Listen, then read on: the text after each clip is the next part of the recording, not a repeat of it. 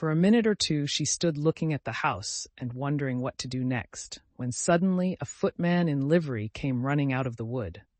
She considered him to be a footman because he was in livery. Otherwise, judging by his face only, she would have called him a fish, and rapped loudly at the door with his knuckles. It was opened by another footman in livery, with a round face and large eyes like a frog. And both footmen, Alice noticed, had powdered hair that curled all over their heads. She felt very curious to know what it was all about, and crept a little way out of the wood to listen. The Fish-Footman began by producing from under his arm a great letter, nearly as large as himself, and this he handed over to the other, saying in a solemn tone, "For the Duchess," an invitation from the Queen to play croquet.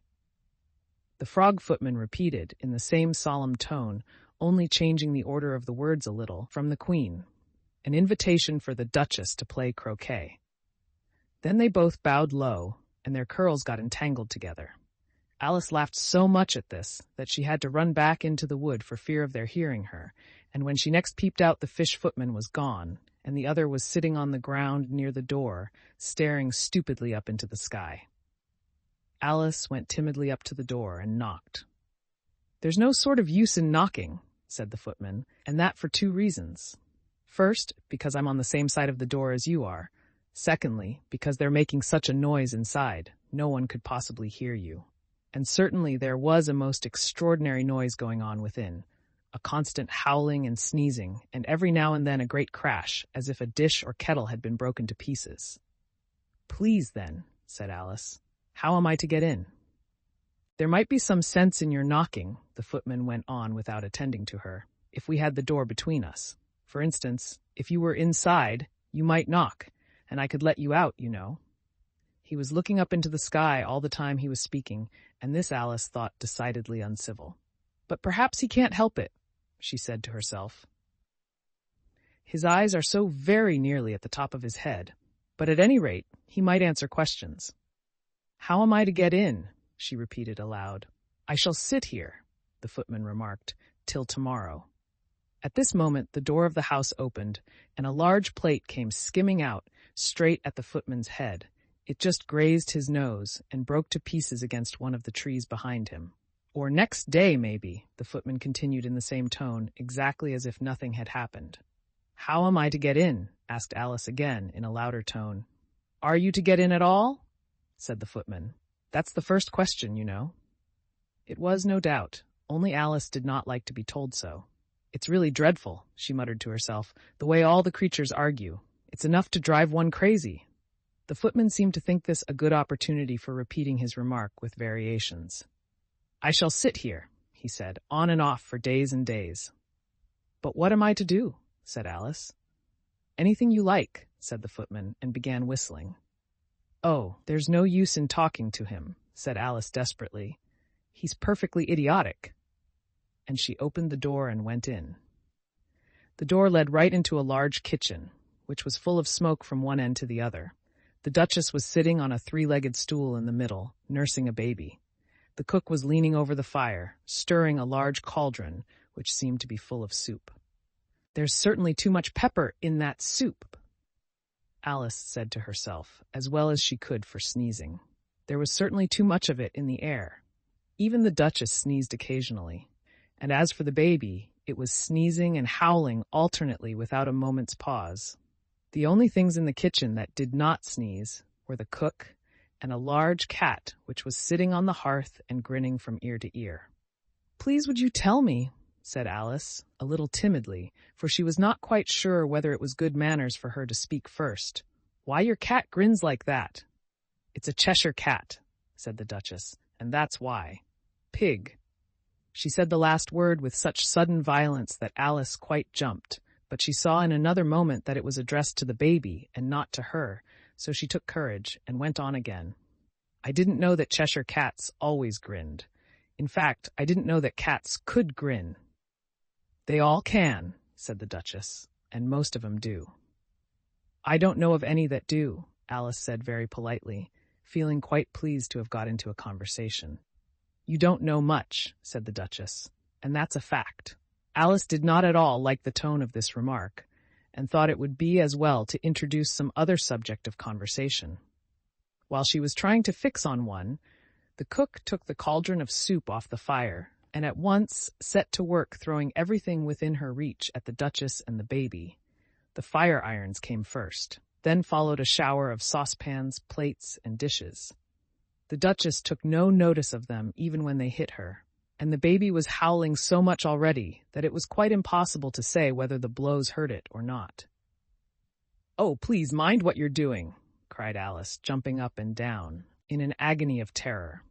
"Oh, there goes his precious nose," as an unusually large saucepan flew close by it and very nearly carried it off. "If everybody minded their own business," the Duchess said in a hoarse growl, "the world would go round a deal faster than it does." "Which would not be an advantage," said Alice, who felt very glad to get an opportunity of showing off a little of her knowledge. "Just think of what work it would make with the day and night. You see, the earth takes 24 hours to turn round on its axis." "Talking of axes," said the Duchess, "chop off her head." Alice glanced rather anxiously at the cook, to see if she meant to take the hint, but the cook was busily stirring the soup and seemed not to be listening, so she went on again. 24 hours, I think, or is it 12? Oh, don't bother me," said the Duchess. "I never could abide figures." And with that she began nursing her child again, singing a sort of lullaby to it as she did so, and giving it a violent shake at the end of every line. "Speak roughly to your little boy, and beat him when he sneezes. He only does it to annoy, because he knows it teases." In which the cook and the baby joined. "Wow! Wow! Wow!" While the Duchess sang the second verse of the song, she kept tossing the baby violently up and down, and the poor little thing howled so that Alice could hardly hear the words. "I speak severely to my boy. I beat him when he sneezes, for he can thoroughly enjoy the pepper when he pleases." "Wow! Wow! Wow!" "Here, you may nurse it a bit if you like," the Duchess said to Alice, flinging the baby at her as she spoke. "I must go and get ready to play croquet with the Queen," and she hurried out of the room. The cook threw a frying pan after her as she went out, but it just missed her.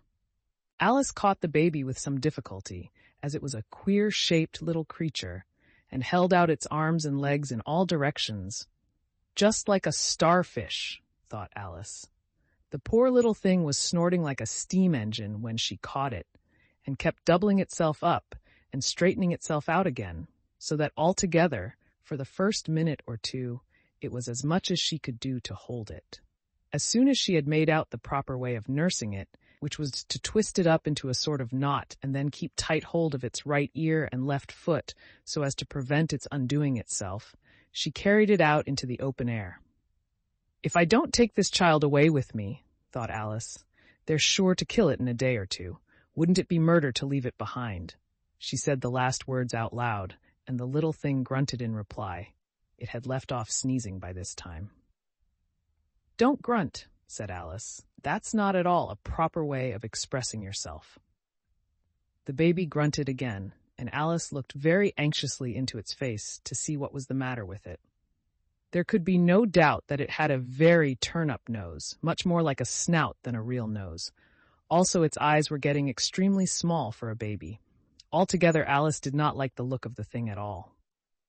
But perhaps it was only sobbing, she thought, and looked into its eyes again to see if there were any tears. No, there were no tears. "If you're going to turn into a pig, my dear," said Alice seriously, "I'll have nothing more to do with you. Mind now." The poor little thing sobbed again, or grunted, it was impossible to say which, and they went on for some while in silence. Alice was just beginning to think to herself, "Now, what am I to do with this creature when I get it home?"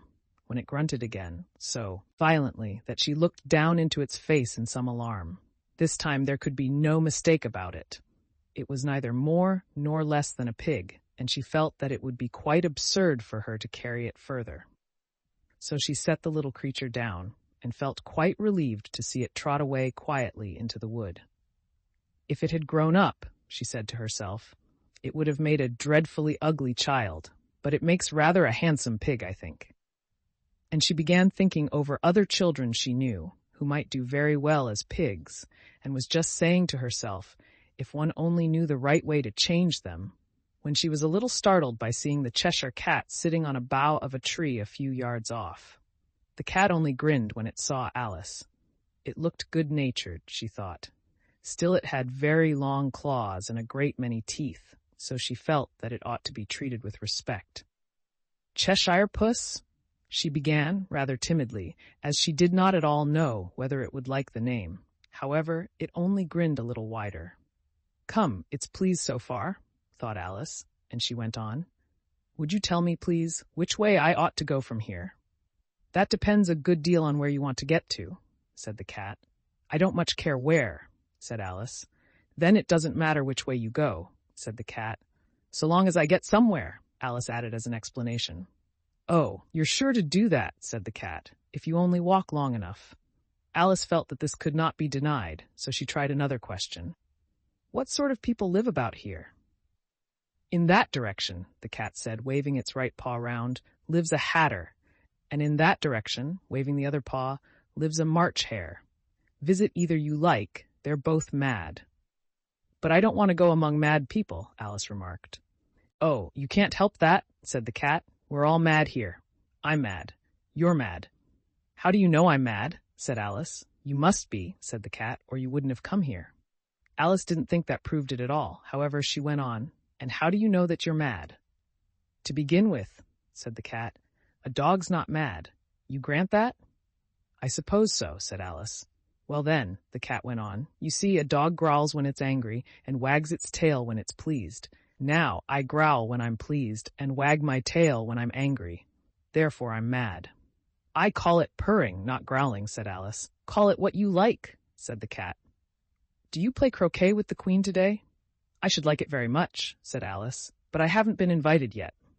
"You'll see me there," said the cat, and vanished. Alice was not much surprised at this.